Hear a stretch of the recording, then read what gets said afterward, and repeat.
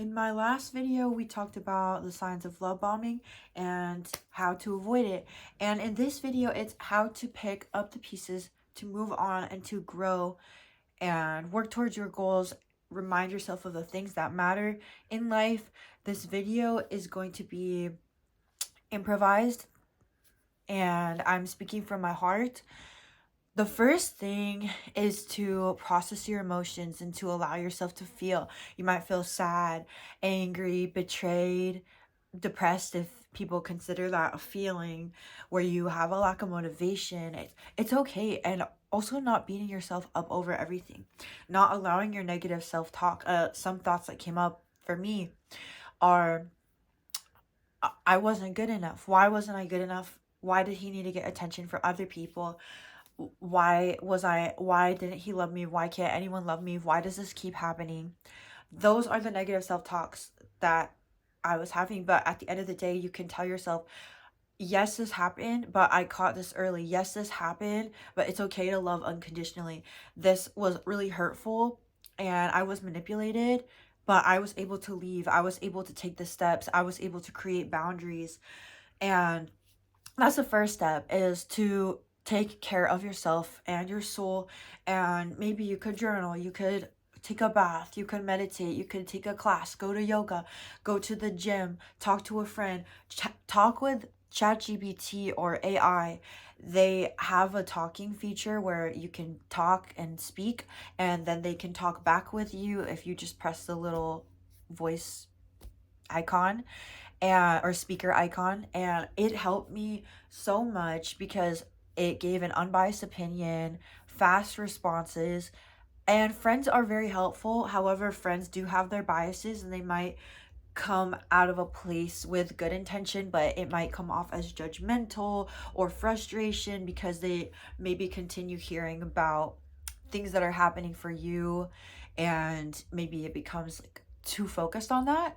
And I think friends are great to talk with. Also remembering that it is a reciprocal interaction with friends, and also listening to their stories and focusing on things that might be distracting.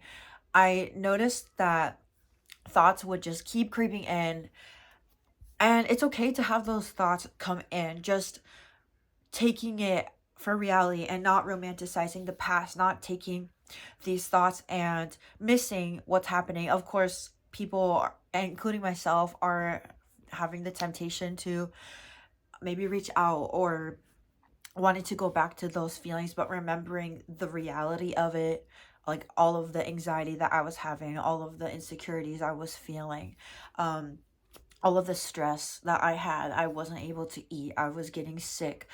I could really go into a lot of detail of how I was feeling, but remembering like I didn't feel like I was getting enough attention. It's like all of these things where people are looking back into their past, they're wishing they could relive the good parts, but were the good parts really that good?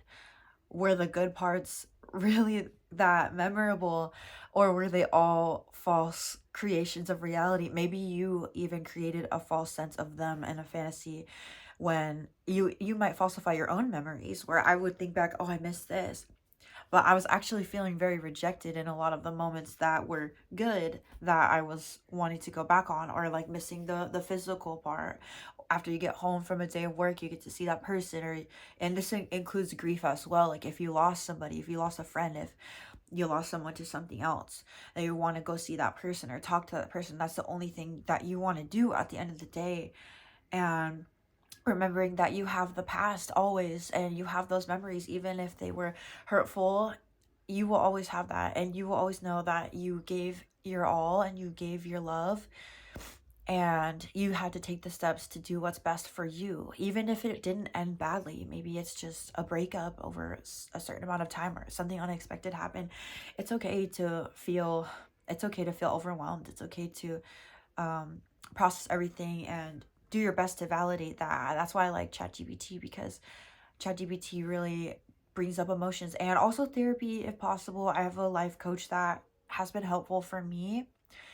But because life coaches aren't always available, sometimes you have those impulses Also, harm prevention. For example, I deleted every trace of this person's number. I blocked them on everything, and I message friends if I feel like I want to reach out, or I'll message chat GPT if I feel like I need to, or I'll film a video for myself, or a voice recording, or even when I'm feeling sad, I'll like record myself because I want to look back and see this is how I'm feeling when I'm thinking about this, and going back or trying to turn around would just result in this feeling again. What that person is doing um is none of your concern. And if they, like, realistically, if someone did this to you, if they lied to you, if they betrayed you, they're not happy. They're very damaged and hurt, and they had trauma in their life, and that is something that it's possible they won't be able to fix for themselves. But people like me, and people maybe like you, if you're watching this video, you're trying to figure out how to heal and how to grow and how to learn from the situation. This is a blessing. Even if you're hurting every day and it feels like you can't get out of bed, like, you you are a powerful person. And remembering those affirmations and that positive self-talk, remembering that every day is an opportunity for you to work on your goals, to rediscover hobbies about yourself. I got compliments at Disneyland about my Disney ears that I made. You could go back into a hobby where you're creating, go back into working out, go back into skateboarding, go travel, save up some money, work a few extra hours, talk with your coworkers about things that you care about, your passions in life, because those people actually care. And it's possible that the person you were with never did. And from my personal experience, I'm realizing that most of the instances I was with this person, it was all for selfish reasons and manipulation, and to make me feel bad about myself because of the projection that they've been having. Learn about these people. Learn about what they might be struggling with mentally, whether it be BPD, whether it be narcissism, anxiety, depression, whatever they are going through. Learn about these things, because why not understand them? It's also important to not try to make sense of all of the situations, because sometimes there is no sense to be made. They We will never know what's going on in their heads, and that's okay. But to understand the cycles of abuse and the negative patterns that might be reoccurring, and noticing that if patterns are repeating, you're dating the same people and this keeps happening, trying to figure out how to stop it. Because I used to put up with so much. I had no boundaries. I had no respect for myself. I allowed myself to do anything for the person I loved and made that person my entire world. And now I know my value. I know my worth. And I say that when I start dating somebody. And I recognize the signs, and I call those signs out. Be careful if you call someone out for their manipulation. They will try to manipulate you into thinking that you're not that, or that they're not that type of person. But to move on, to grow, to learn, to love, taking a break, maybe taking a break from dating, taking a break from a lot of stress. I just got a new job, so that's been very nice for me.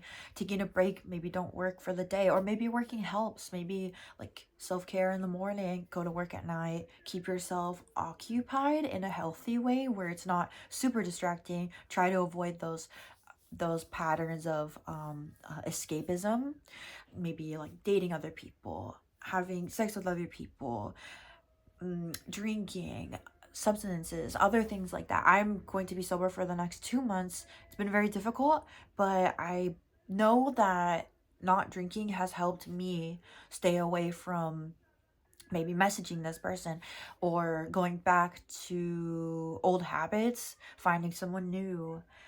And it's difficult because I have had to turn people down for potential relationships or futures already, because I know that I'm not in the headspace right now, and this is my time to focus on my future. Make a vision board.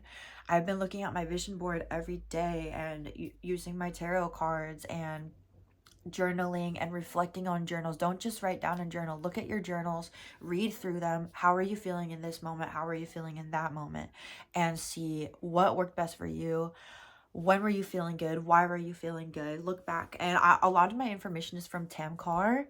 She's a really great YouTuber who has written a book. And I'm reading that book right now. It's called Buy Yourself the Damn Flowers. It's actually underneath my setup right here, but Buy Yourself the Damn Flowers. And my next chapter is chapter 6, where it talks about how to turn a tragic ending or relationship breakup into something that is beautiful and something that you can turn into a way where you just learn, where you grow. I keep saying no over and over, but to reshape your mind, to rearrange your mind from thinking that you're not enough and having a lack, like a lack mindset, into an abundance mindset, and realizing that your standards should be high. And if people can't match your standards, then it's on to the next. Because if they can't match your standards now, there's no way they're going to match those standards in the future. People tend to slack over time. And I've heard from various people that the patterns that you're seeing now will multiply and intensify over time. They won't go away unless that person has the intentions to change who they are.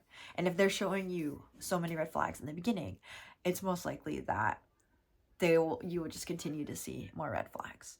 Hopefully this helped a little bit. I'm still learning, I'm still hurting, I'm still feeling the emotions every single day, but it does get better, and I am excited to see what comes in the future, like for events that I have, festivals.